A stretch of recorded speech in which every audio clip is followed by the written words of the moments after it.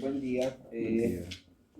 Hoy continuando con la clase, lo que nos queda de ahí en adelante es haber pensado que hemos hecho una triste historia clínica, ¿verdad? Y esta parte de la historia clínica, lo que hemos visto es primero lo que es los datos estadísticos, fuente de la historia clínica, motivo de consulta, enfermedad actual, los antecedentes que hemos visto, revisión por sistemas, y hemos entrado a los al examen físico del paciente. Y el examen físico del paciente, lo primero que vemos es la parte general. Posteriormente vemos lo que es los signos vitales. Y ustedes han visto que nos hemos comido casi una clase y media para explicar solamente lo que son signos vitales. Y para nosotros en cirugía es hablar de lo más básico o lo más fundamental para poder manejar y mantener a un paciente completamente vivo. Esto significa de que nosotros lo que tenemos que hacer es que estos signos vitales sean estables y que no estén en desequilibrio. Y cualquier cosa que nosotros veamos, supuestamente, nosotros estamos viendo que son números lo que está escrito en la historia clínica. Pero esos números no habían sido números.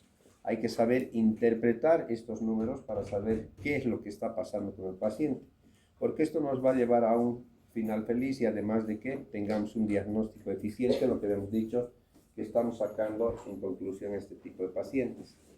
Y más todavía cuando nosotros estamos pensando en un paciente que está con una patología, lo vamos a entrar a resolver de acuerdo al procedimiento quirúrgico, como es en cirugía, y posteriormente estamos pensando qué va a pasar con estos pacientes cuando están en el postoperatorio.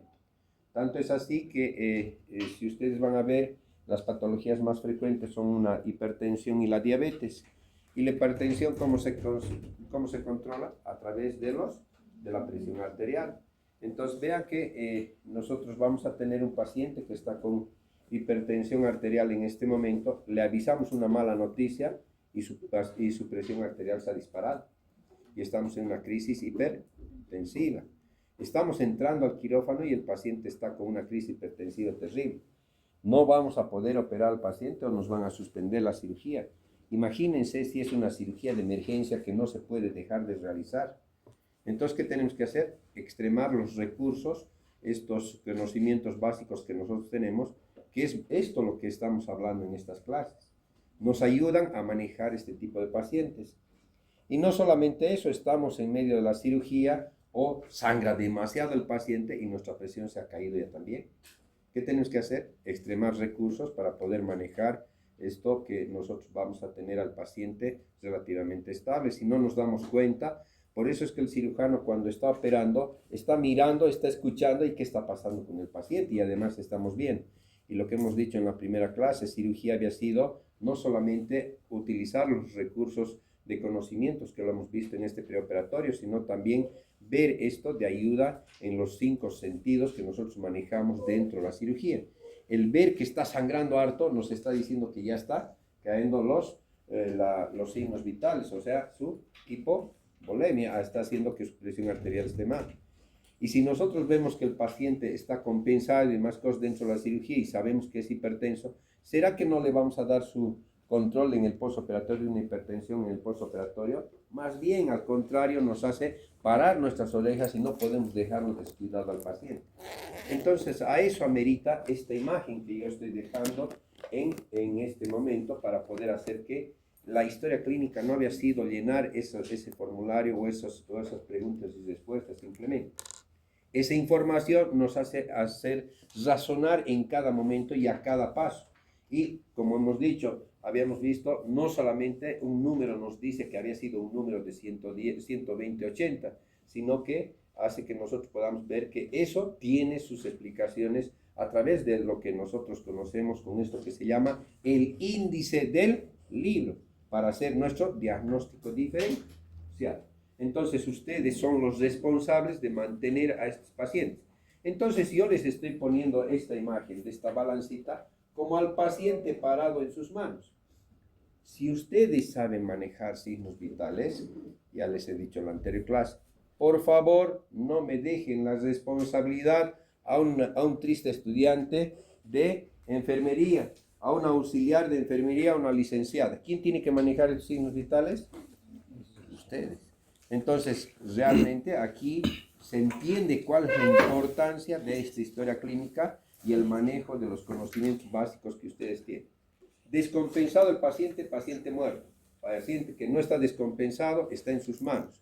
Y la responsabilidad está en sus manos de hoy en adelante, y esa responsabilidad se llama esto, que nosotros manejamos con esa severidad que en algún momento vamos a estar bajo ese peso de la balanza que nos hace que nosotros acordemos que hay una responsabilidad profesional que nosotros nos vamos a estar controlados o supervisados a través de la parte legal.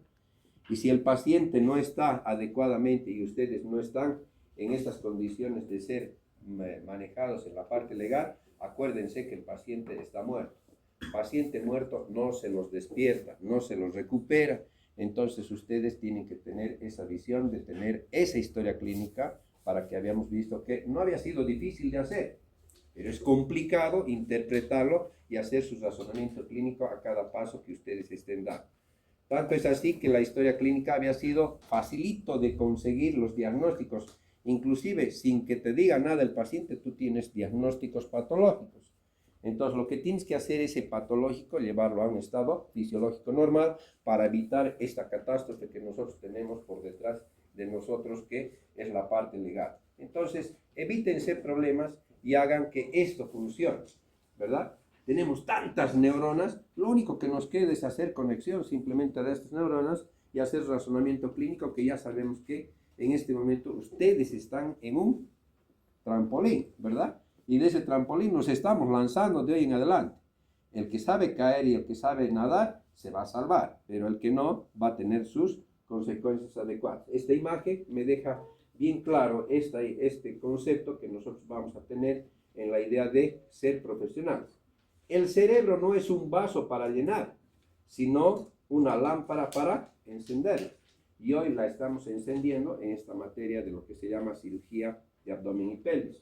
Entonces, con esto hace que nosotros podamos tener esta palabra que nos va a llevar a que nosotros manejemos a los pacientes con esto que se llama razonamiento clínico. Y ese razonamiento clínico está en base a la historia clínica y en base a la parte preoperatoria que nosotros hemos tenido en esta parte que se llama preclínico. La virtud esencial de la medicina es el juicio clínico y el razonamiento clínico o prognosis que permita a los médicos aplicar sus conocimientos y experiencias a las circunstancias particulares de cada paciente. Entonces, con esto hago ver o hago notar que los pacientes no habían sido todos iguales. Entonces, tanto es así que un paciente que viene con una apendicitis aguda no es igual al otro paciente de apendicitis aguda. No es igual a una apendicitis aguda de un recién nacido o de un niño como de un adulto o como de un anciano. Entonces, de esto hace que nosotros podamos decir, inclusive, estas historias clínicas son tan diferentes hasta en hermanos gemelos o mellizos. Entonces, cada una de las historias clínicas tiene su particularidad. ¿En dónde está basado? En ese conocimiento básico y la experiencia que ustedes le van a dar de hoy en adelante. Por eso que desde la primera clase les he dicho, por favor, desde hoy día comiencen a manejar pacientes. No se queden quietos en la casa, vayan, búsquense pacientes. Si no tienen pacientes, por favor, búsquense familiares que estén enfermos y comiencen a manejar. La mejor manera de aprender es esto que dice el conocimiento basado en la experiencia. Entonces, si nosotros tenemos ese conocimiento y esa experiencia, con seguridad van a ser buenos profesionales. Y a eso apunta esta universidad para tratar de ver la posibilidad de que ustedes sean los mejorcitos. Ya sabemos que poniendo este razonamiento clínico es un proceso. Del razonamiento clínico se descompone en tres factores. Uno, delimitar o definir el problema.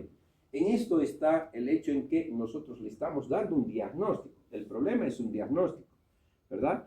Si yo tengo una apendicitis aguda, no es un problema, es un problema. Entonces tenemos la delimitación y definición del problema. Establecer o explicación suficiente de los problemas. ¿Qué quiere decir esto? Nos vamos a recordar que hemos pasado la materia de fisiopatología. ¿Por qué se produce una apendicitis aguda? Porque el apéndice tiene un agujerito que está conectado con el ciego y ese agujerito se tapa con lo que quiera. ¿Es una enfermedad el hecho de que se tape el agujerito? No, es mala suerte. Entonces sabemos que hay un mecanismo por el cual sabemos cómo explicamos el proceso de una apendicitis aguda. Entonces esto hay que explicarlo a la familia. Entonces estamos haciendo un segundo paso. Y después de eso recién hacemos la definición de un plan de actuación para proponer, negociar con el paciente el esquema de tratamiento que le vamos a dar. Y el esquema de tratamiento no lo voy a negociar al paciente para decirle, mire, ¿sabe qué? Usted está con una apendicitis aguda. Mi planteamiento es que usted tiene que operarse de emergencia.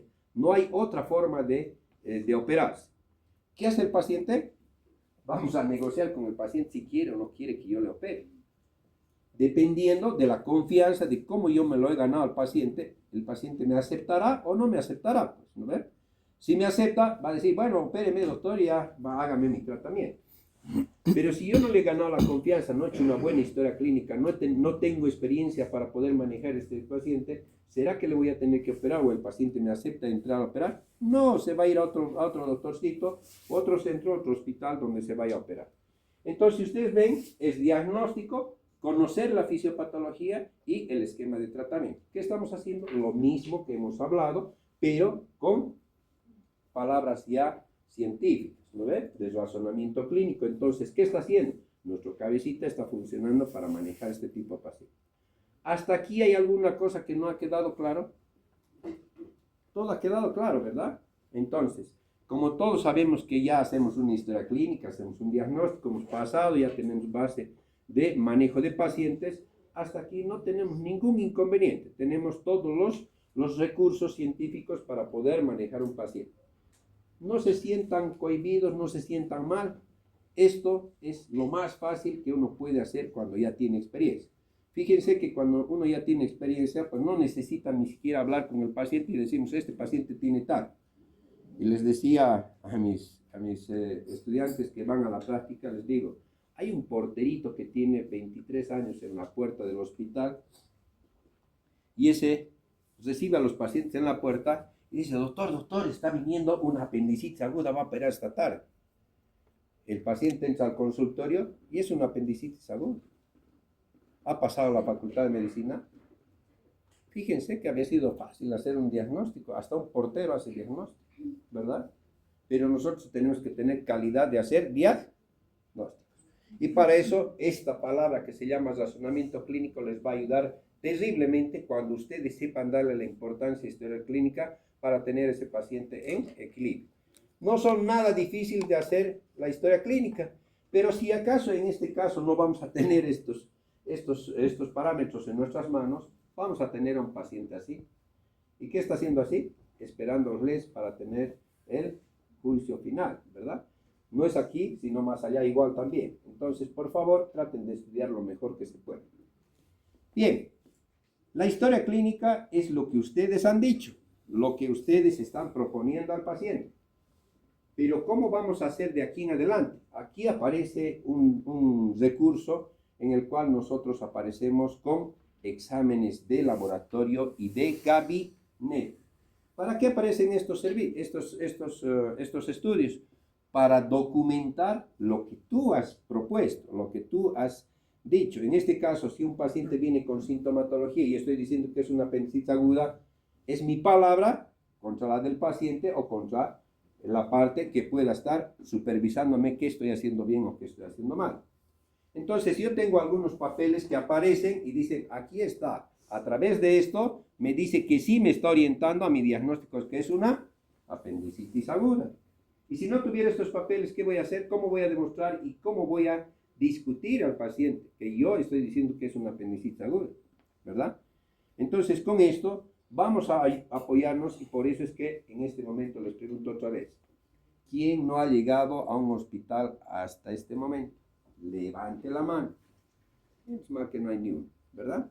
Entonces todos han llegado al hospital. ¿Quién no ha revisado una historia clínica? Todos han revisado una historia clínica.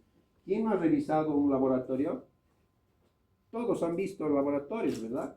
Entonces esto incluye esto. Generalmente la información que se obtiene al momento de concluir el examen físico proporciona una probabilidad diagnóstica. Fíjense que aquí hay una palabra que dice, nos está dando una probabilidad diagnóstica. No estoy diciendo que da diagnósticos. Cuidado que mañana pasado me digan, el doctor Quintero me ha dicho que el laboratorio nos da diagnóstico. Aquí está escrito bien clarito. Nos ayuda, nos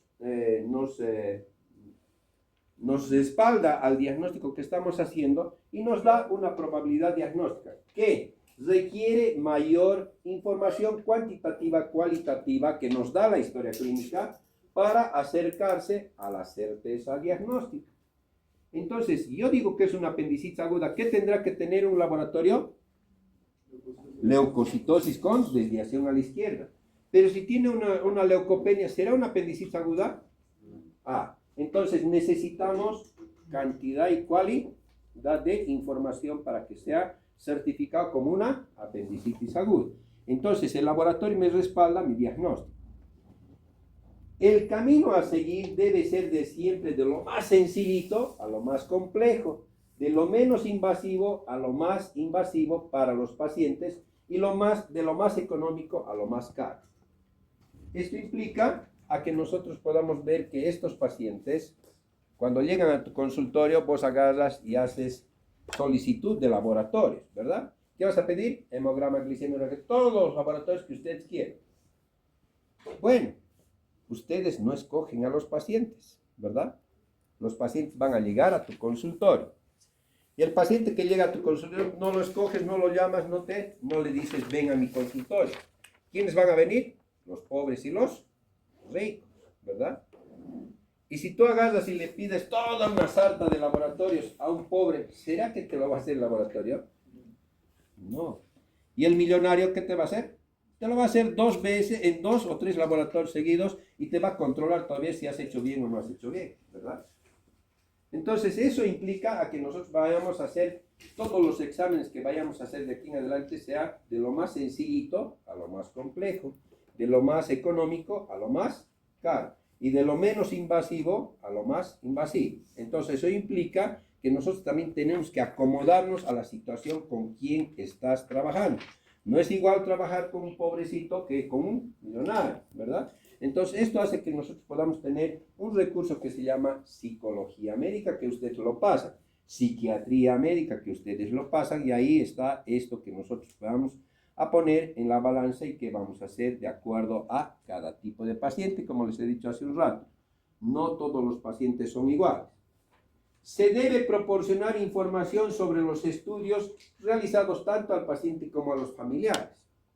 Tanto es así que tú tienes que decirle, mira, yo estoy pidiendo hemograma por tal cosa, el grupo sanguíneo por tal cosa, y te van a pinchar así o te van a meter el dedo así, ¿verdad? El hecho de que te pinchen, van a decir, sí, me tienen que pinchar para eso, ¿verdad? Van a aceptar la situación. Pero cuando van a un consultorio de proctología o a un estudio, o como es un consultorio de urología, a ver, dese la vuelta, le voy a meter el dedo al tacto rectal. Si quieres te da la vuelta y si no, no. Pero hay algunos doctorcitos que le dicen, dese la vuelta y le han metido el dedo. ¿Qué dicen? Por favor, quiero la reconsulta mañana pasado, ¿verdad? Es así. Entonces, esto hace que nosotros tengamos que informar al paciente para qué estamos viendo, por qué estamos pidiendo y cuánto más le vamos a hacer gastar o cuánto menos le vamos a gastar. Eso implica que nosotros tenemos que cuidar inclusive hasta el bolsillo del paciente en estas condiciones. Si ustedes están viendo, está escrito todo esto en el libro, por si acaso no lo estoy inventando y tampoco estoy sacando de mis conocimientos. Entonces, esto hace que nosotros tengamos reglas o normas que se deben cumplir de acuerdo a este manejo. Entonces, de esto hace que nosotros podamos manejar estos exámenes de laboratorio, y esto me implica que nosotros, como hemos visto en las historias o en los hospitales, ya tenemos que saber manejar. Así como los signos vitales tienen sus números, estos numeritos de los laboratorios o que vayamos a tener, tenemos que saber hacer su interpretación. Y como hemos dicho en esta parte que se llama preoperatorio, hay que preparar al paciente. Si estos laboratorios están descompensados, ¿qué tienen que hacer? Compensarlos. Entonces estamos en la misma hermenéutica, en el mismo sentido en el que hemos manejado una historia clínica. Entonces, la historia clínica va a terminar en lo que se llama expediente clínico. Y en ese expediente clínico está metido esto que se llama laboratorios. Y para cirugía estamos preparando para un paciente que va a quirófano. Para que vayamos a quirófano nosotros tenemos que tener que cumplir algunos requisitos que sin ellos no entra a quirófano o no se puede operar. Primero tengo que estabilizar a través de todo este control general que vamos a hacer al paciente.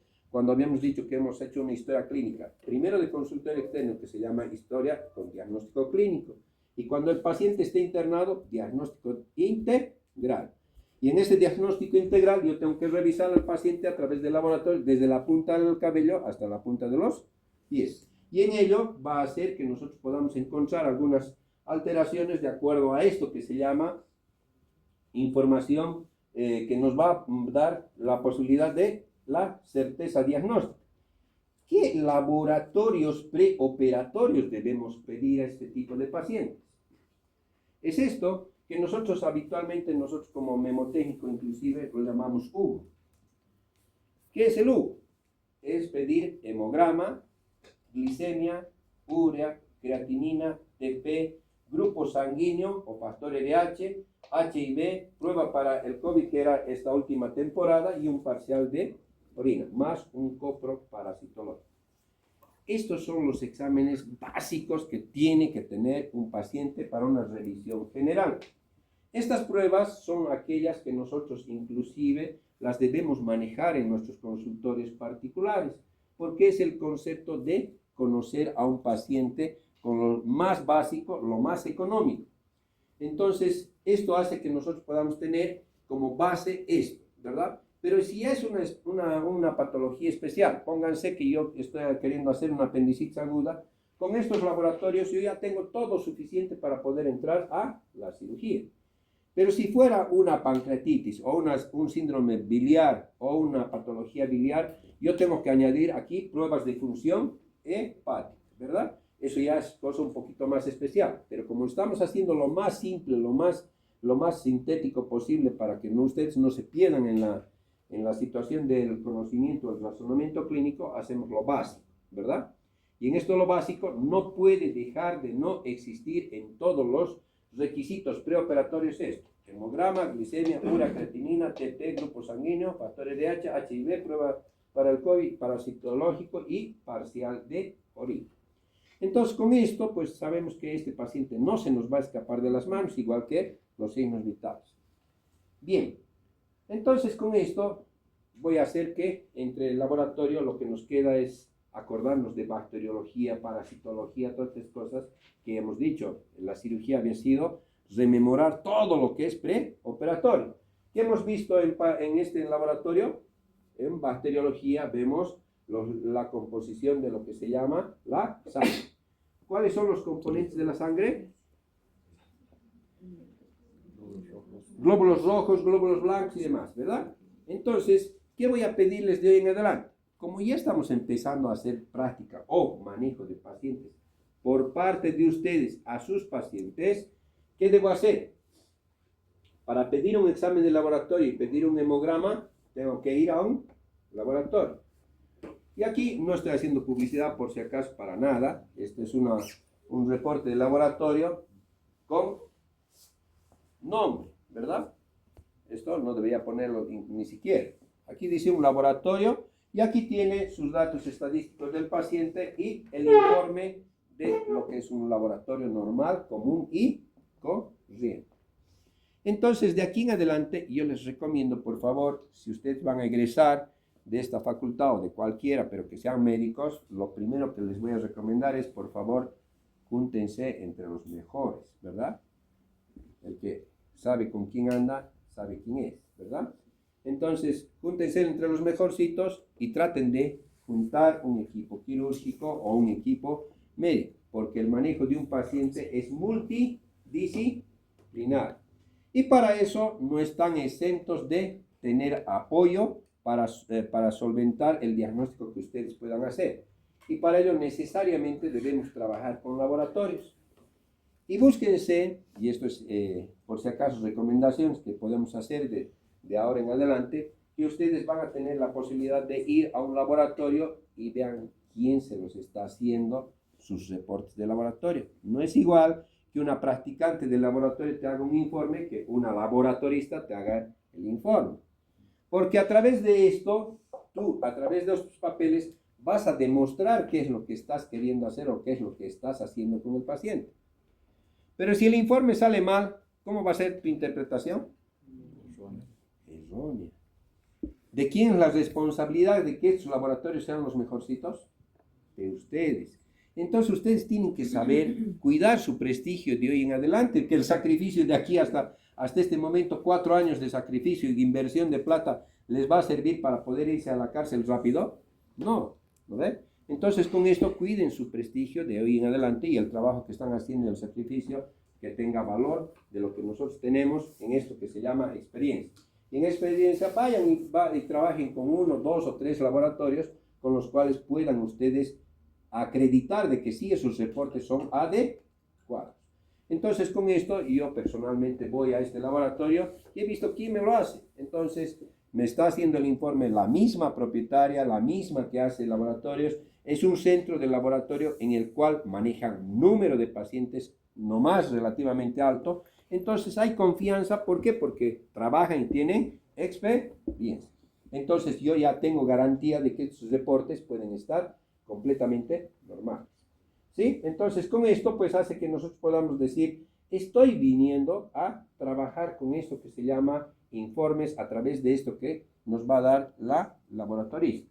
Entonces, como estamos en evaluación o autoevaluación, yo tengo que saber que tengo que conocer qué cosas tengo que interpretar a través del laboratorio, ¿verdad? Doctor, sí, un hemograma, ¿qué cosas tiene que tener en el reporte? O, en otras palabras, la serie roja, ¿qué componentes tiene? ¿Qué tiene en el informe de la serie roja? Hemoglobina, hematocrito, ¿no? Glóbulos rojos. Entonces la serie, el componente del hemograma había sido en la serie roja, glóbulos rojos, hemoglobina y hematocrito. ¿Cuántos son nuestros glóbulos rojos normal, doctor? 4.2 a 5.4 millones. Millones. Entonces, hasta 5 millones. Entonces, tenemos que conocer, así como los signos vitales, nuestro término medio, altos o bajos. Entonces, esto nos lleva a hacer una interpretación. Doctorcito, ¿cuánto será mi hemoglobina, mi hematocrito? Mi hemoglobina. ¿Cuánto es lo normal de hemoglobina? Por si acaso, no estoy perdiendo tiempo. Estoy ganando tiempo y estoy ganando seguridad de los conocimientos. 12 a 16, ¿qué? Doctorita, ¿cuánto es mi hemoglobina normal? 12 a 16%. Doctorita, ¿cuánto es mi hematocrito? ¿Perdón? Doctorita. ¿Van a morir? Los voy a matar. Sí, hematocrito. Hasta 55%. Fíjense que en cirugía, hablando en cirugía, ¿será que con 2 millones de glóbulos rojos lo meto a la cirugía? No. ¿Qué tengo que hacer? Transfusión. ¿Qué? ¿Qué le hago, doctor? 2 millones de glóbulos rojos, ¿qué hago? Doctorita, ¿qué le hago con 2 millones a los glóbulos rojos? Transfusión. ¿Cómo vas a transfundir? ¿Qué cosas vas a transfundir? Paquete globular. Doctorita, yo tengo hemoglobina de 7. A pesar de que hay hemoglobinas hasta de 5, ¿no ves? Que son incompatibles con la vida. Pero aquí en Bolivia se tiene hasta 4,5, 5. Todavía siguen vivos. Hierba mala nunca muere, dicen, ¿no? Doctorita, con 5 de hemoglobina, ¿qué voy a hacer? Paquete globular. ¿Cuánto le voy a dar, doctora? Tengo 5 de hemoglobina. ¿Cuánto le voy a dar, doctorita, de de paquete globular. ¿Cuántos paquetes globulares le voy a meter?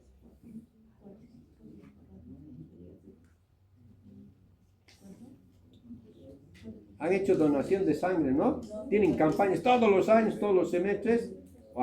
Todos los semestres tienen campañas de donación de sangre. Como a Paul Sancut les vienen a chupar sangrecita, los del banco de sangre a todos. ¿Cuántos paquetes le doy, doctorita? 3. ¿Y cómo sacas la relación?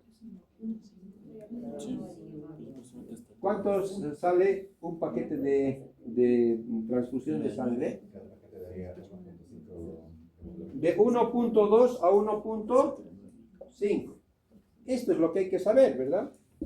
Porque ahora ya no es solamente conocer el número, es conocer el número y hacer práctico este número para saber cuáles son las bases. Si yo tengo 1.5, ¿cuánto tengo que tener para llegar a mínimo 12? ¿Verdad? ¿Seguro? Si mi valor normal es de 12 a 16, ¿a qué número tengo que llegar? Nos dijeron que a 10 mínimo porque si no el cuerpo se acostumbra a las transfusiones. 10 de hemoglobina. Por favor, entonces, si yo tengo 4 paquetes, yo tengo 3 en 2, 6 en 4. ¿Sí? Entonces ya me estoy pasando, ya tendría 11. ¿Sí? Entonces, más o menos 4 paquetes obligatoriamente. Fíjense que no tenemos que perder ni un segundo para poder hacer esto. Fíjense que el paciente traumatizado o que está choqueándose por un accidente de tránsito y está chorreando la sangre, ¿qué tengo que hacer? Hemostasia compresiva ese rato y reponer las 4 unidades como fuera o como sea, ¿verdad? Porque si no, nosotros estamos basados en lo que se llama sangre y oxígeno. Entonces, ¿qué es lo primero que tenemos que hacer? Miren que con un número de laboratorio estamos teniendo problemas, ¿verdad? Entonces, aquí lo que hay que hacer es practicar todo este manejo para tratar de llevar a esto. Si yo tuviera hemoglobina de 5, ¿creen que me va a entrar a cirugía? No. Entonces, parámetro básico de utilizar hemoglobina en sangre es 10. Entonces, son requisitos que nosotros debemos cumplir. Con 9 de hemoglobina no voy a entrar a quirófano, a no ser que sea una emergencia donde ya esté semimuerto el paciente, ¿verdad? Ahí sí podemos hacer, pero en el transcurso que está entrando el paciente ya debe estar entrando la transfusión. Así como estamos corriendo con la camilla del paciente, el laboratorista o el banco de sangre tiene que estar viniendo conmigo, junto corriendo, tratando de colocar la sangre para tratar de ver que el paciente no se muere en el camino, y tenemos 3 minutos para tratar de salvar a este paciente, ¿verdad? Entonces, eso implica que nosotros tenemos que conocer los valores normales. Ya, muy bien, en glóbulos rojos y hemoglobina estamos allá para poder manejar. Esto lo voy a ampliar en lo que se llama, en el segundo parcial, en el tema de hemorragias digestivas para manejar las transfusiones sanguíneas. Entonces, por favor, esto vamos a volver a repasar, pero ya más ampliamente para tratar de manejar qué cosas hacemos para estos pacientes. Pero en el preoperatorio tenemos que tener el número básico de 10. Doctorcita, ¿cuánto es mis leucocitos normales? De 4.000 a 10.000. De 4.000 a 10.000. 5.000 a 10.000. Señile, 4.000 a 10.000, se ha equivocado. De 4.000 a 11.000. Señil, se han quedado en 10 nomás.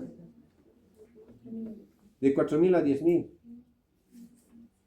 Entonces, si ustedes ven, hay diferentes valores a través de esto que les he mostrado con el nombre de laboratorio, ¿verdad? Cada laboratorio tiene sus parámetros en los que nos va a reportar a través de lo que es el informe de laboratorio. Algunos nos dirán de 4 a 10, de 5 a 10, de 5 a 11, de 4 a 11. ¿Qué van a manejar? Por eso les he dicho, vayan a un laboratorio con el cual van a trabajar y sepan con qué valores están trabajando. Porque si este paciente me dice, estoy de 4.000 a 10.000, es su valor normal. Y mi paciente me trae de otro laboratorio y me dice, doctorcito, ¿sabe qué? He traído mi laboratorio y mi reporte de laboratorio es 11.000. ¿Qué pienso? Que está con leucocitosis. Entonces, fíjense que si en este laboratorio con 4.000 a 10.000 está normal y me sale 11.000, ya es leucocitosis. Pero también hay un laboratorio que me dice de 5.000, o como es de 5.000 a 11.000, en este laboratorio el paciente está normal. Entonces, sepan con quién están trabajando, cuáles son los valores que van a manejar ustedes, o con quién se están ayudando o respaldando el informe de estos laboratorios. Pero ya de todas maneras está basado en el manejo de más o menos entre 4.000 y 11.000 el valor normal. Mayores de estos valores son procesos infecciosos, menores leucopenia. Entonces con esto vamos a saber que el paciente está con infección o no está con infección, si está con infección aguda o no está con infección aguda.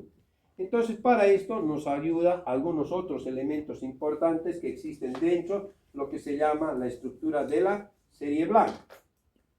¿Qué elementos más tenemos? ¿Dónde estamos? Doctorita, fuera de los leucocitos, ¿qué más tenemos en la serie blanca? Componentes de la serie blanca. Así como el glóbulo rojo tiene hemoglobina, hematocrito, los leucocitos tienen otros elementos más. ¿Cuáles serán en esta serie blanca? Plaquetas. Sí, seguro, la serie blanca. Ah, sí. Neutrófilos. ¿Perdón? Perdón, los neutrófilos, ¿cuántos neutrófilos tenemos?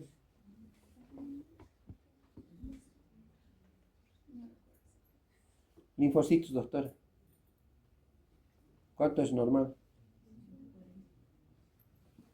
Neutrófilos, ¿cuánto es normal, doctorita?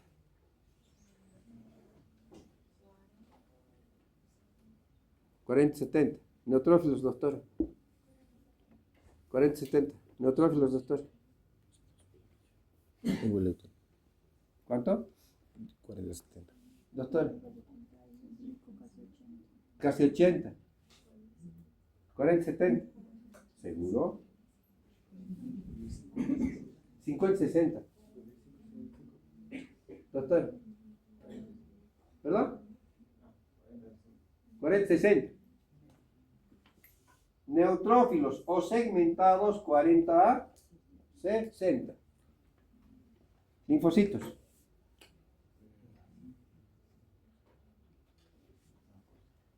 Linfocitos, doctor. Doctora, linfocitos. Por favor, esto es una autoevaluación. Pónganse la mano al pecho. De hoy en adelante debemos manejar valores normales. Tarea de casa, por favor, para que vayamos al hospital y revisemos. Gracias a Dios, los laboratorios nos vienen con esto. Parámetros normales alados registrados, dependiente del laboratorio. Pero básicamente, los que sí realmente debemos manejar, por lo menos 3 cosas en la serie blanca. Segmentados o neutrófilos, linfocitos y los eosinófilos. Los linfocitos, ¿cuánto había sido? Aquí está. Según este laboratorio está 25 a 36. Lo normal es 20 a 40. ¿Verdad? Pero con este laboratorio, si fuera 40, yo ya tengo linfocitosis. Por eso les digo, por favor, búsquense con quién trabaja. Y esto nos ayuda a que nosotros podamos manejar estos recursos que son los valores normales a las patologías. Por la premura del tiempo y la materia que me está pisando, yo me estoy comiendo más rápido, porque yo esta parte yo me comía un poco más de tiempo. Pero como están en semestres rápido, entonces también me estoy yendo un poco más rápido. ¿Y los eosinófilos cuántos serán? ¿Ah? De 1 a 4, de 1 a 3. Entonces esto vamos a ver que nosotros nos vamos a tener que poner un parámetro de valores de eosinófilos relativamente pequeños son parasitosis. Y valores altos son reacciones alérgicas. Entonces con estos 3 parámetros leucocitos con desviación a la izquierda y una reacción a respuesta inmune, o sea, puede ser una reacción alérgica. Entonces con esto ya puedo ver al paciente que estamos hablando de una patología probable que vayamos a preguntar seguramente a una historia clínica que vaya a completar nuestra historia clínica de internación. Eso se llama diagnóstico integral. Tendrá una apendicitis aguda, pero tiene reacción alérgica a algo más. Entonces habrá que reactualizar nuestros antecedentes de reacción alérgica a este tipo de pacientes. Más todavía, si es un paciente que está viniendo con eosinófilos de 8, 5 o 7, por decirles, hay que ver de qué lugar está viniendo. Particularmente Chapare, listo, caray. Sabemos que es un zoológico que está viniendo en las asas intestinales. Entonces eso nos permite manejar esquemas de tratamiento inclusive combinadas para poder manejar no solamente la patología con la que esté viniendo. ¿Quién te dice que es una patología de vesícula y su intestino está lleno de parásitos? ¿Qué tengo que hacer? Manejar las dos cosas al mismo tiempo con una medicación y evitarme intoxicaciones medicamentosas al paciente. Y fíjense que un laboratorio me está haciendo pensar todos los diagnósticos habidos y por haber. Entonces, ¿qué estamos haciendo? Nosotros hemos abierto, así como nuestra vista abre el cirujano en el alrededor de la cabecita, nuestra cabeza también está jugando con todos los conocimientos básicos preclínicos que hemos adquirido para manejar esto que se llama historia clínica y expediente clínico. Bien, si hemos pasado la serie blanca, no hay que confiar en estos laboratorios. Fíjense que yo tengo en este momento 16.000 de leucocitos, segmentados 90. ¿Qué quiere decir? Una leucocitosis con desviación con leucocitos, ¿verdad? Eso quiere decir que es un proceso infeccioso agudo. Y si yo le pregunto al paciente la historia clínica, dice: doctor, ¿sabe qué? Hace 4 horas estaba con dolor en epigastrio, se ha ido la fosa ilíaca derecha, estoy con tipo espasmódico, náuseas, vómitos, fiebre y escalofríos. ¿Qué diagnóstico tendré? Apendicitis aguda. Le he pedido al laboratorio y me sale esto. ¿Qué quiere decir? Apendicitis aguda confirmada. Estoy documentando mi diagnóstico de apendicitis aguda solamente con la historia clínica, ni siquiera el examen físico.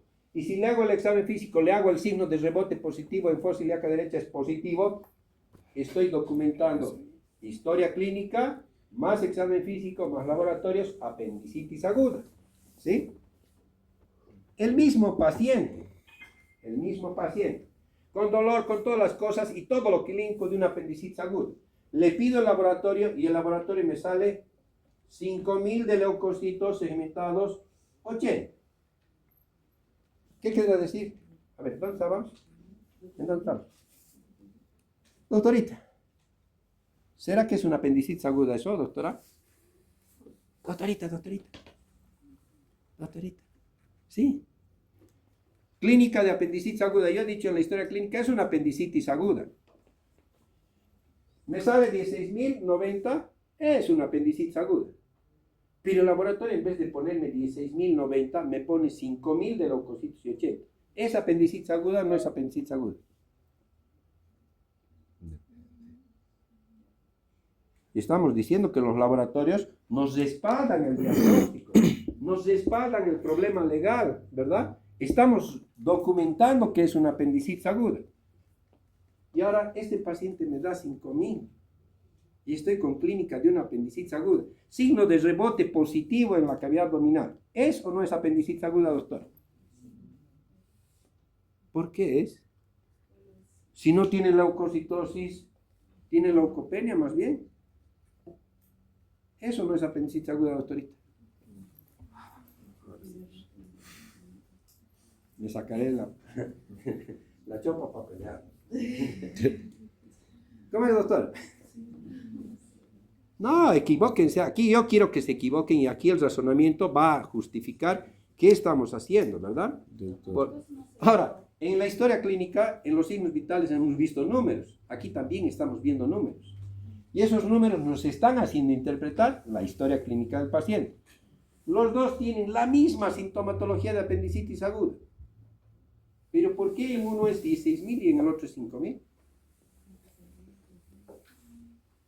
porque el laboratorio me tiene que decir, sí, doctorcito, es una apendicitis aguda. Y si le muestro este laboratorio al abogado, ¿será que me va a creer que es apendicitis aguda? Doctor, su paciente está normal. ¿Dónde está la apendicitis aguda? Doctorita, ¿para usted es apendicitis aguda o no es apendicitis aguda? ¿Por qué, doctor? Por los sí, doctorita. ¿Es o no es apendicitis aguda? ¿Por qué, doctor? Por la clínica, doctor. Igual pienso, doctor, por la clínica. Doctorita. Sí, doctores. Es apendicitis aguda. Entonces, la explicación que les he dado ahorita en el laboratorio, en la definición del laboratorio, les he dicho, es una posibilidad que nos ayude a un diagnóstico. No nos da diagnóstico, nos da una probabilidad diagnóstica. Esta es una apendicitis aguda en 4 horas de evolución.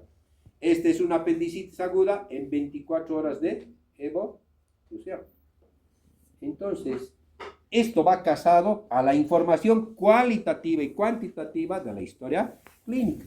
Entonces, ¿qué había necesitado la historia clínica? ¿Qué había necesitado el laboratorio para que se interprete? La historia clínica. De aquí tiene unas 4 horas de evolución.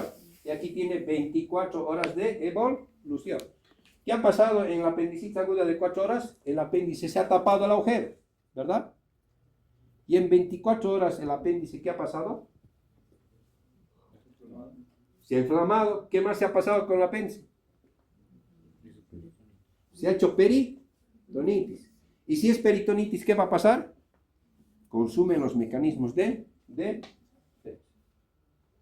¿sí? Aquí le está defendiendo al paciente. Y aquí ya no hay quien le defienda, ¿verdad? Y el paciente se está muriendo. Entonces, esto es para que ustedes puedan saber explicar estas cosas a los familiares que tienen, las personas que tienen sus familiares abogados. Yo tengo 10 abogados en mi familia, hablo mal para los abogados, no estudian medicina, no entienden medicina, son como los caballos cocheros. Aquí este paciente está normal, pero para mí este paciente se está muriendo. Entonces, ¿cómo me defienden la parte legal? Papito, anda a estudiar medicina y esto es así. ¿A quién le van a creer? A mí, ¿no? Entonces, esto es lo que tienen que tener ustedes. Y estos se llaman armas de mecanismos de confianza en tu diagnóstico, mecanismos de confianza en tu defensa, y más todavía, cuando tú sabes que esto es así, tú estás interpretando. Entonces, le estás acomodando al paciente en qué rango de dificultad te estás metiendo. Entonces, sabes cómo manejar al paciente, sabes cómo defender al paciente y sabes cómo volverle a un estado fisiológico normal al paciente. Y esto se llama interpretar los mecanismos fisiopatológicos que ocurren en la apendicitis aguda. Entonces, esta es la calidad de interpretación que nosotros debemos darle a todos los reportes de laboratorio, y esto implica conocimientos básicos. Y esto está en base a que tú vas a apoyar. No es igual hacer una historia clínica en 4 horas, no es igual hacer una historia clínica en 24 horas. Por eso es que la historia clínica, para cuando ustedes vayan a hacer una historia clínica, siempre tiene que tener una fecha y hora antes de hacer tu historia clínica. Por eso es que en nuestras evoluciones ponemos paciente en su 24 horas de evolución con tanto de sintomatología, laboratorio tanto. No es igual el laboratorio a las 4 horas y a las 24 horas. ¿Qué tengo que hacer? Controles laboratoriales. Y la calidad la calidad de estos informes van a depender de ese tipo de historia clínica. Entonces, otra vez resalta la importancia de una historia clínica y saber anotarlo en los papeles. Si tú no has puesto la hora en tu historia clínica, este paciente es normal. Y fíjense que había sido importante el dar la información a este tipo de pacientes para dar calidad y cantidad. Bien. Entonces, como pasamos más rápido, esto es lo que se llama laboratorios. En esto implica que si yo tengo... Sí, está bien. Perdón, me voy a anticipar. Perdón.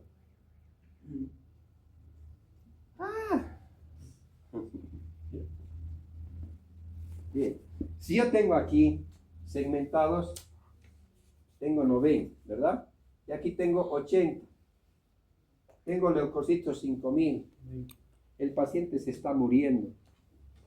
¿Qué otras cosas más tengo que buscar para ver si este paciente está grave o está reagudo o se está por morir? Aparte de los leucocitos, ¿qué otros elementos formes tenemos en la sangre?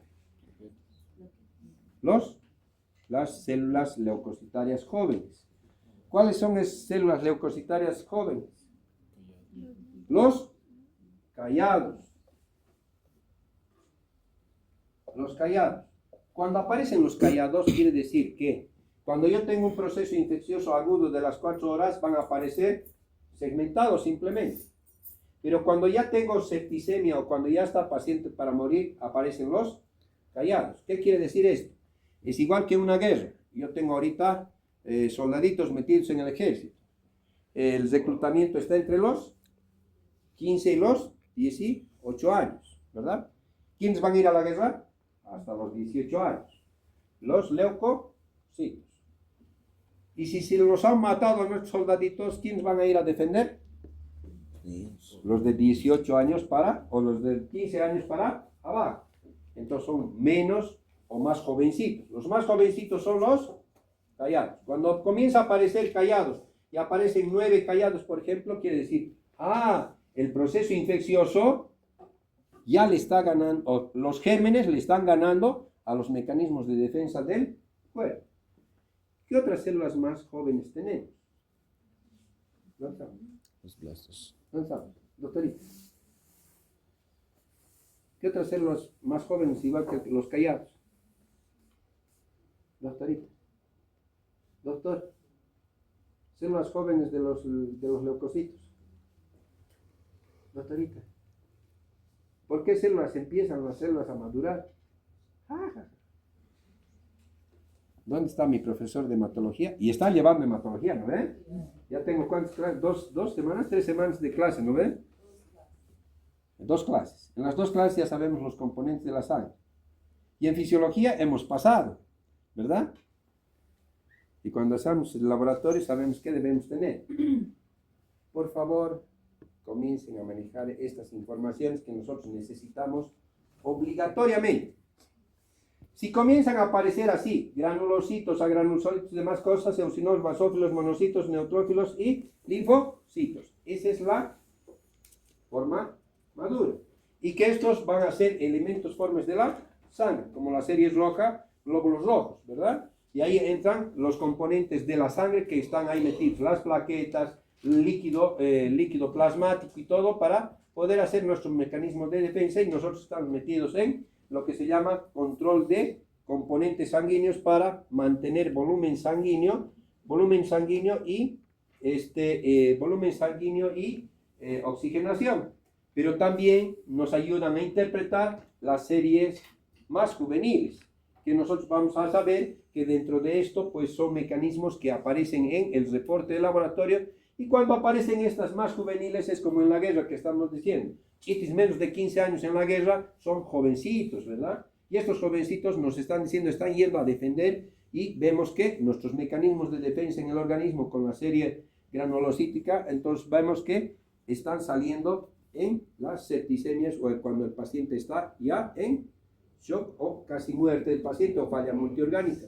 Estos se van a formar de acuerdo a que nosotros vayamos a tener, de acuerdo a la patología, en cronología de avance. Iniciales son los segmentados, que es lo básico que debemos conocer, pero también si conocemos estos mielocitos, metamielocitos, promielocitos y demás cosas, nosotros sabemos que estos pacientes están casi muriéndose. Entonces tenemos que actuar mucho más rápido que con solamente los segmentados. Entonces esa es la información que debemos tener por si acaso para que estos pacientes puedan tener la posibilidad de manejar en el preoperatorio. Bien, como hemos dicho que vamos a pedir exámenes preoperatorios, nos toca hablar de lo que se llama glicemia, urea y creatinina, TP, grupo sanguíneo, lo que hemos dicho como es el U. Y empezamos por la glicemia. ¿Por qué hablamos de glicemia? Porque la patología frecuente en nuestro medio, sea aquí o sea en la China, o sea, en donde fuera, pues la patología frecuente que manejamos es siempre la diabetes y la hipertensión, que son las dos causadas a todos los seres humanos, particularmente en gente adulta. Entonces, ¿qué debemos conocer? Glicemia, ¿verdad? ¿Y cuánto es la glicemia normal? ¿Dónde estamos? Doctorcito, ¿cuánto es la glicemia normal? Hasta 120. Hasta 120, doctorita. ¿De cuánto a cuánto es? Doctora, su glicemia normal. 90 a 100. 70 a 100. 70 a 100. 70 a 100. ¿Perdón? ¿Perdón? 70 a 100. Doctor, de adelante. 70 a 90. 70 a 99. 77 a 100. 70 a 110. 70 a 100 o 110. ¿Sí? Bien. Como es 70 a 100, es facilito, ¿verdad? Sabemos manejar glicemia. Sintomatología típica de diabetes, doctor.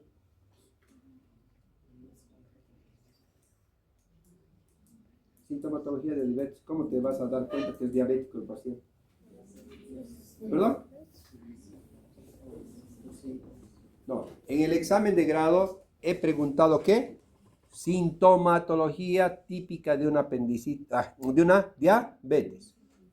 Entonces, si es 70 a 110, no es sintomatología. ¿Cuál será su sintomatología, doctorcito?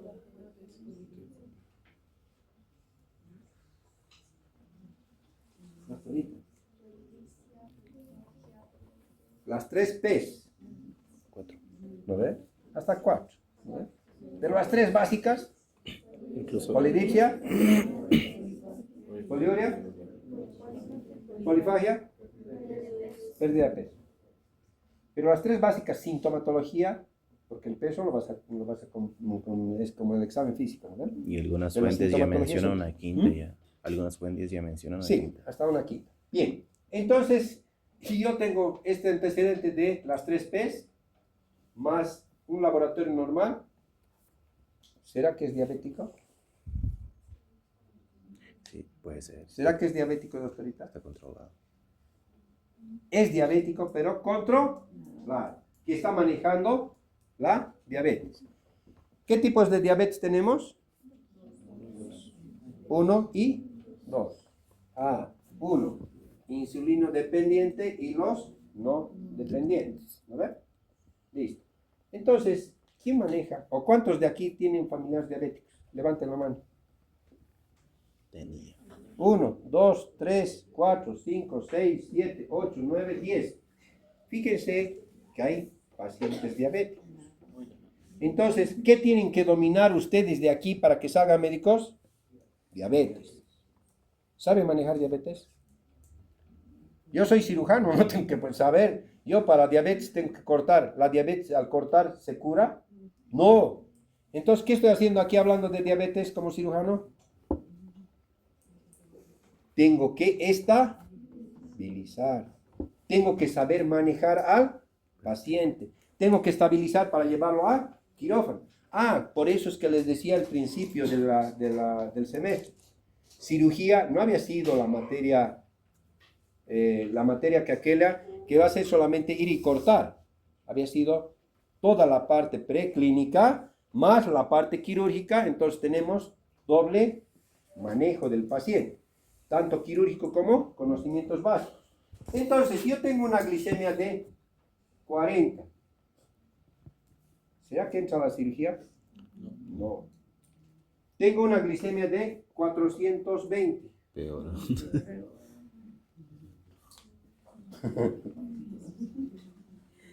¿Cuál es la glicemia que se puede manejar más fácil? ¿La de 40? La más alta se maneja más rápido o mejor. La hipoglicemia es más tedioso elevar el azúcar que bajar.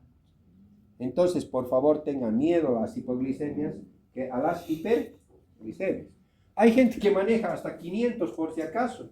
Y feliz, chocho, la vida. Así brillan sus ojos, grandes y ven doble, y bien bonito de a colores. Pero les baja su glicemia y no ven nada. ¿Cuáles son las lesiones que hace la diabetes? Neuropatía, nefropatía y retinopatía. Entonces, estamos jugando con fuego. ¿Cuáles son los 3 órganos blancos que nosotros debemos cuidar en el cuerpo? Riñones, corazón y pulmones, cerebro. Mentira. Cerebro, riñones y el hígado. Sí, señor. Entonces, los 3 órganos blancos que hay que saber cuidar, que cualquiera de estos 3 que se dañan, es casi muerte segura. Uno que se ha dañado, 33.3% de probabilidad que se muera. 2 órganos dañados, 66%. Y 3 órganos dañados, de los blancos, muerte total. Entonces, por favor, tengan cuidado a estas cosas que hace que nosotros podamos tener. Y aquí está metido el riñón, es un órgano blanco que nos va a llevar a la muerte. Generalmente los pacientes que se van a complicar diabéticos son patologías nefropatías que nos van a llevar a una insuficiencia renal y después la muerte del paciente. Bien, como sabemos esto, hay que saber manejar. Y para manejar yo tengo que aprender a saber que en los pacientes tenemos pacientes diabéticos que sean de emergencia o programados. Para este momento voy a tratar de hablar primero los no insulinodependientes. Entonces, ¿con qué se maneja esta diabetes? Empezaremos por aquí. Doctor, ¿qué medicamentos tratan la diabetes en vía oral? Metformina. ¿Cómo actúa la metformina, doctor? Normoglucemiante, pero ¿en qué parte actúa? ¿O cómo es el mecanismo de acción? Por si acaso no estoy hablando de especialidad, estoy hablando de farmacología. Eso se llama farmacocinética.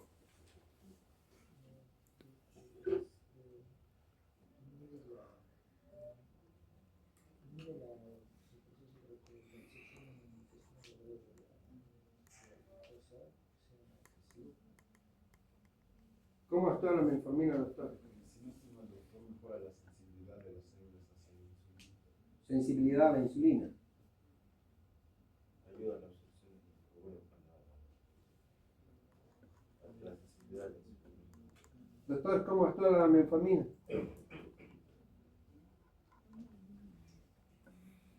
Yo tengo un paciente que se va a operar de aquí a un año y tengo que manejar su azúcar. Estoy utilizando metformina. ¿Cómo actúa la metformina, doctorita? Doctorita.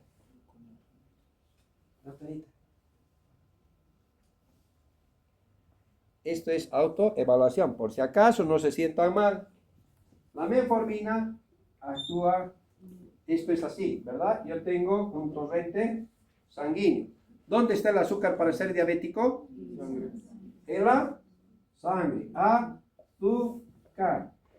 ¿Sí? Así con letras grandes. Esto es técnica de enseñanza para los docentes. Por eso es que un docente que tiene que enseñarte, te enseña con cosas facilitas, no con palabras rebuscadas ni cosas difíciles, ¿verdad? Azúcar en sangre es diabetes. Y más de los 110, estamos en 500 ahorita, ¿verdad? ¿Qué tiene que hacer la metformina? Y el otro medicamento que utilizamos, ¿cuál es, doctorita? Lo más común. La glibenclamina. ¿Qué hace la glibenclamina, doctorcito? El aumento de la insulina. Doctorita, ¿cómo actúa la glibenclamina? Doctorita. ¿Quién ha tenido 100 de nota en farmacología? Todos. Bien. Todos han pasado farmacología. Doctorcito, la glibenclamina, ¿cómo actúa? Que estimula la secreción. Doctorita. Doctor. Arrastra. Palabras claves. Doctor. Doctora. Doctora. Y doctora. Ya. Para ayudarnos a correr más rápido. 1. Sensibiliza la pared o aumenta la permeabilidad de movimiento. ¿Dónde tiene que ir el azúcar? A la célula, ¿verdad? Entonces uno actúa permeabilizando la membrana y el otro llevando el azúcar dentro o penetrando el azúcar a la célula. Más sencillo que eso no les puedo explicar. ¿Sí? Entonces con esto yo me estoy dando cuenta cómo voy a actuar para esto. Ahora, yo tengo medicamentos sueltos como metformina o como combinados.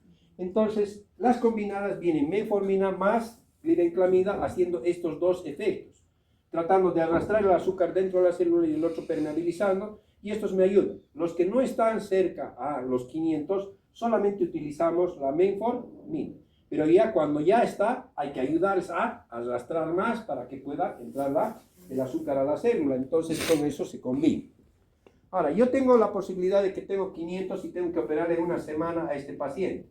¿Qué tengo que hacer? Si estoy en 500, tengo que bajar a 110. ¿Cómo manejo estas tabletas, doctorcito? ¿Cómo manejo estas tabletas? ¿Cuántas tabletas le das al paciente de hipoglicemiantes? ¿Cómo das los medicamentos? Porque ahora estamos haciendo recetas también, ¿no ve, doctorcitos? Ya estamos aprendiendo a hacer recetas. Por eso les he dicho, siéntense un ratito en el escritorio del doctorcito y van a sentirse cómo estamos.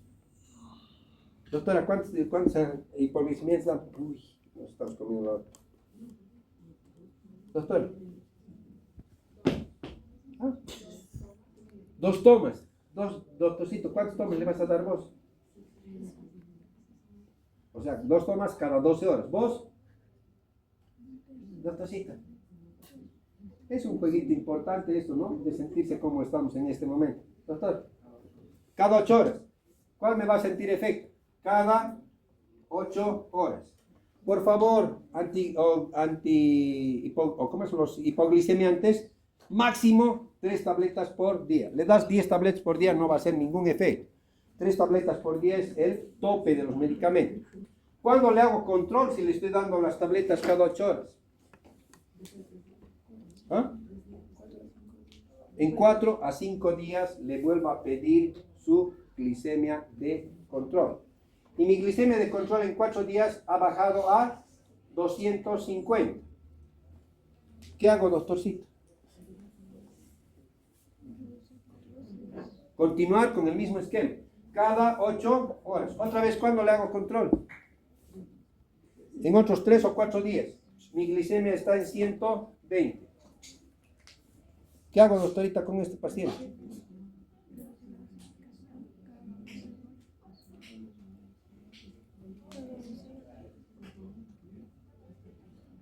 O para hacerte más fácil. 110. ¿Qué hago con ese paciente, doctor? Doctora, ¿qué le hago? Continúo cada 8 horas. Mi glicemia está en 70. ¿Qué hago, doctorita? En 4 días ya está en 70. ¿Qué hago con ese paciente, doctor? ¿Ah? Pero ya está en 70, doctora. ¿Le voy a dar cada 8 horas? Si le doy cada 8 horas, mi glicemia va a ser 30. ¿Qué vas a hacer, doctora? No suspendes el tratamiento. ¿Qué voy a dar? Cada 12 horas. Cada 12 horas me sale 110. 110. ¿Qué hago, doctor? Mantener cada 12 horas. El tratamiento, a un principio, este primer efecto es para llenar el vaso de hipoglicemiantes. Y después tengo que buscar la dosis de mantenimiento. Ya una vez que tengo 110, le voy a poder entrar a operar a este paciente, ¿verdad? Y como es cirugía programada, lo opero hoy día y otra vez mañana le vuelvo a seguir dando cada 12 horas, ¿sí? Por si acaso, cuando hay patologías que son agudas, en los hipoglicemiantes el azúcar se sube terriblemente. Le das los hipoglicemiantes terribles, le quitas el apendicitis aguda o es el proceso infeccioso y tu glicemia se ha caído como si nada. Entonces tengan cuidado en los pacientes de emergencia cuando están con glicemias altas, le han entrado a sacar su proceso infeccioso, porque la infección definitivamente sí eleva el azúcar por el estímulo del estrés, por el estímulo del hipermetabolismo. Entonces en el postoperatorio hay que tener cuidado de seguir dando la misma cantidad.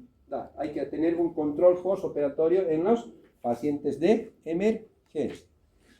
Bien.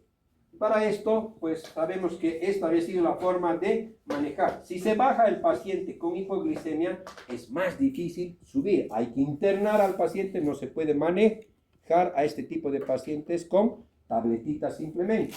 Pacientes con hipoglicemias menores de 50 o 40, hay que meterles nomás internación, manejarlos a través de soluciones parenterales y utilizar la elevada de azúcar adecuado hasta sus valores o parámetros normales. Bien, ¿cuáles son los insulino dependientes? ¿Dónde estamos? Doctorcito, tipos de insulina. Insulina, insulina, insulina. 3 tipos de insulina. Doctorita. Cristalina. La otra. La NPH y la humana. Tiempo de acción de la insulina cristalina, doctorita. ¿En qué tiempo actúa y en qué tiempo se elimina la cristalina? 1 hora. Doctor.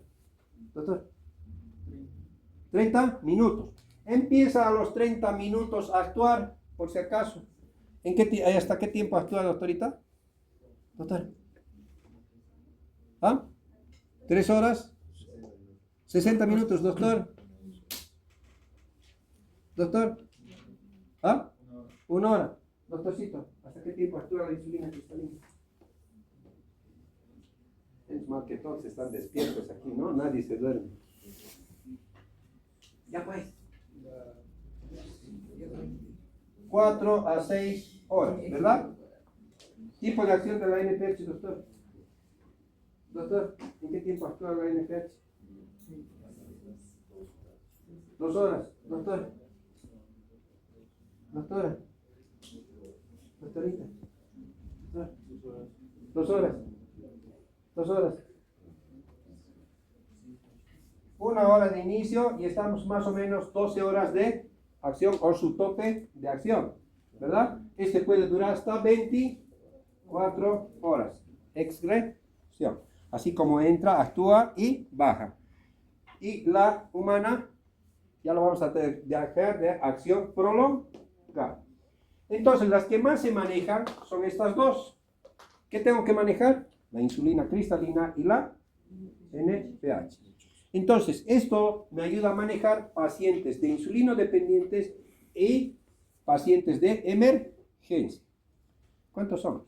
2, 4, 6, 7, 8, 10, 12, 14, 16, 18, 20, 22, 24, 26, 28, 30, 32, 34, 36, 38, 39, 40, 41.